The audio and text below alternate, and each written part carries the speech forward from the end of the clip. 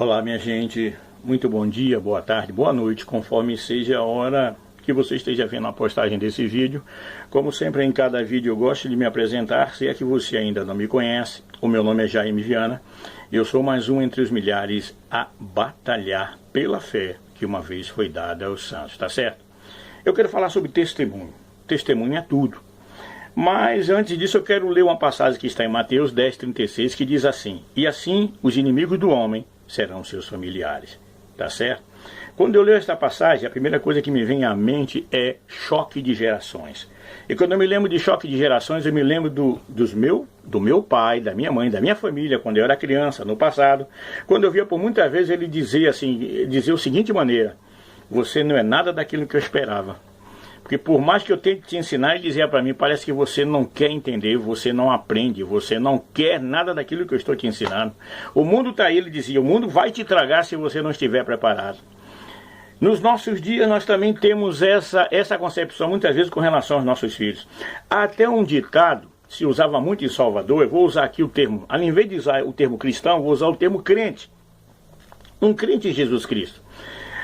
Muita pessoa diz lá, e há esse ditado na minha terra, que diz assim mesmo, que filho de crente geralmente não é crente. E por que não é crente? É aqui que entra a nossa mensagem neste momento. O que fala mais alto não é o que nós falamos com a nossa boca. O que fala mais alto não é o que nós bradamos aos quatro ventos, não é o que dizemos que somos, mas o testemunho que confirma quem realmente nós somos. É aqui que entra a questão maior. Muitas vezes volto a frisar sobre aquele ditado que se diz na minha terra, que filho de crente não é crente. Porque muitas vezes aquele que deveria ser luz do mundo, até na sua casa, porque ser luz dentro da igreja, no meio dos irmãos, com toda a comunidade, todo mundo te olhando, e você lá pousando de alegre, é uma coisa muito boa. Mas ser luz dentro da sua casa, é aqui que está a verdadeira transformação daquele que se diz lavado e remido pelo sangue de Jesus Cristo. Não é oba-oba, eu sempre digo isso, né? O Evangelho é poder de Deus que liberta, é poder de Deus que transforma, é poder de Deus que ressuscita, é poder de Deus através da pessoa de Jesus Cristo, que faz com que o vencido se torne um vencedor para a glória de Deus. Essa é a mensagem do Evangelho, meu irmão. Essa é a mensagem transformadora. Evangelho que não tem transformação não é evangelho, eu sempre digo, é religião. E você não está cansado de viver de maneira religiosa? Os meus pais queriam que eu fosse aquilo que eles achavam que seria de melhor, mas eles não me davam exemplo sobre isso. Pensa agora, você está exigindo de seu filho que ele seja um cristão, que ele seja um lavado, mas eu vejo muito disso. E aqui eu não estou acusando não, porque contra fatos não há argumento. Eu conheço muita gente que se diz cristã, mas o cabelo está lá no meio das costas, mas a língua está fora da boca, porque de tão grande que é, não consegue. Tem um espírito de, como é que diz, de mexeriqueagem nela, de mexeriqueiro. Tem um espírito de espalhar boatos, né? E às vezes não é nem a ação do diabo, a pessoa mesmo já tem esse defeito com ela, não deixou Deus transformar a sua vida. E aí está querendo que o filho seja um exemplo dentro da igreja. Como é que isso pode acontecer? Como é que pode haver transformação se a transformação não começar em mim? Eu tenho que dar o exemplo, eu tenho que ser o testemunho maior. Como é que eu vou falar que Jesus liberta se eu ainda sou um escravizado pelo pecado? Como é que eu posso falar que Jesus transforma se eu ainda não fui transformado? Eu vou viver de quê? De aparência? Quem vive de aparência é o mundo, meu irmão. O mundo, as pessoas, bota aquela capa, é como muito cristão. Na igreja ele bota aquela capa de cristão, quando chega em casa, ele é um verdadeiro lobo diante da sua família. É como um pastor me contou uma vez, um amigo meu, dizendo que uma irmã, uma vez quando ele estava saindo da igreja, ele acabou de atender todo mundo no final do culto, ele ainda foi orar um pouco, e quando ele estava saindo, ele viu a irmã, né, vindo com uma trouxa na cabeça e com os dois filhos segurando um no braço do outro, e o pastor parou: irmã, pode é que a senhora está indo uma hora dessa? Ela falou: estou indo para a igreja, pastor. Ele falou: mas não tem ninguém mais na igreja. Eu digo: eu sei, mais ou menos eu vou tentar ficar lá, eu vou pedir a chave ao irmão, eu vou lá para dentro da igreja, eu vou dormir na igreja hoje. E o pastor perguntou: mas por que você vai fazer isso, minha irmã? Por quê, pastor? É simples, porque na igreja o meu marido é uma bênção, o meu marido me respeita, o meu marido mostra que me ama, mas em casa ele é um verdadeiro filho do diabo. Não tem sido assim? Aí eu pergunto: Como é que essa palavra se cumpre na nossa vida? Porque está revelado aqui, e assim os inimigos do homem serão seus familiares. Os irmãos de Jesus foram assim, eles não acreditavam em Jesus. Capítulo 7 de João está lá, dizendo muito bem, no Evangelho de João, no capítulo 7, quando estava a festa dos tabernáculos, a festa dos judeus, os irmãos dele disseram, se você diz quem você diz que você diz que é, sobe lá para mostrar para todo mundo quem é você. Jesus disse, eu ainda não vou subir essa festa. E depois diz o texto que ele subiu de maneira, como é que dizem, oculta. Os irmãos dele só vieram se converter depois que viram que todos que estavam ao redor, que conviviam com Jesus, realmente se converteram, que o seu testemunho foi verdadeiro, que o seu testemunho foi algo realmente vindo de Deus. E aí foram se converter. Entre eles, a palavra de Deus nos deixa aqui dois deles, que foi Judas, que escreveu a Epístola Universal de Judas, e Tiago, que escreveu a Epístola Universal de Tiago. Certo? Foram pessoas que vieram se converter depois. Se nós queremos que os nossos filhos sejam convertidos, primeiro temos que dar o exemplo. Sermos convertidos verdadeiramente.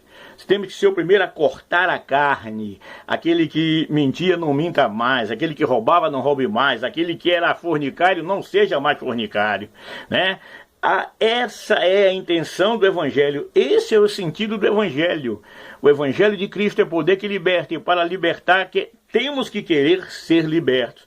Caso contrário, vai ver que você vê muita igreja aí. O cidadão mora num lugar que diz que é crente em Jesus Cristo, que sai para a igreja com aquela cara feia, bota a Bíblia debaixo do braço, mas o seu testemunho não condiz. Fala mal de todo mundo, não se dá com seu vizinho da direita, com seu vizinho da esquerda. Professa um evangelho morto, professa uma religiosidade estampada no seu rosto. Ele mesmo diz que Jesus libertou ele, mas ele mesmo não é liberto, ainda está envolvido, como é que se diz, está envolvido com aquilo que o mundo lhe proporciona. Deus para si, o diabo para os outros. Gente, essa palavra não pode cumprir na vida do cristão. E assim os inimigos do homem serão os seus familiares. Se ela se cumprir, não é porque você deixou de fazer a sua parte, mas é porque quem ouviu não quis ser transformado. Então vamos fazer o seguinte daqui para frente. Na hora de orar vamos pedir, Senhor, põe o teu anjo em cada brecha que eu tenho dado, para que o inimigo não se aproveite da situação e não venha envergonhar o teu nome através de mim, mas para que o teu nome seja glorificado. Esse é o Evangelho que glorifica ao Deus Todo-Poderoso. Então nós vemos nos dias de hoje assim, o meu filho eu não sei, só a graça. Aí tem filho de crente que é maconheiro, tem filha de crente que como é que diz, tá ligado com a prostituição, que vai à igreja tão somente quando força falar, porque hoje é uma festa, isso e aquilo. Evangelho é libertação, irmãos. Libertação. E se o Filho vos libertar, verdadeiramente sereis livre. Então, antes de pedir que seu filho seja liberto, busque para saber se você já é um salvo, já é um liberto em Cristo Jesus. Veja se o local que você anda, se o evangelho que você está ouvindo é o evangelho segundo a palavra de Deus. Vê se está se cumprindo aquilo que está em 1 Pedro 4,11, que aquele que fala deve falar segundo a palavra de Deus. Eu quero pedir aqui agora de maneira ousada, se alguém acha que eu estou fora da Bíblia, por favor, me mostra dentro da Bíblia que eu estou fora, porque evangelho de blá blá blá é o que o mundo anda por aí, né? De braços abertos com o mundo é aquele que andar de braços abertos com o mundo e de braços abertos com Deus. Não pode. Como diz 6,24 de Mateus, você não pode servir a dois senhores. Se você servir a um, você vai se tornar inimigo do outro. O que é que você vai escolher? Eu me lembro do que disse Moisés, 30:19, que eu falei aqui há certo tempo atrás em um outro vídeo. Escolhe, pois, a vida, para que viva tu e a tua família. Amém?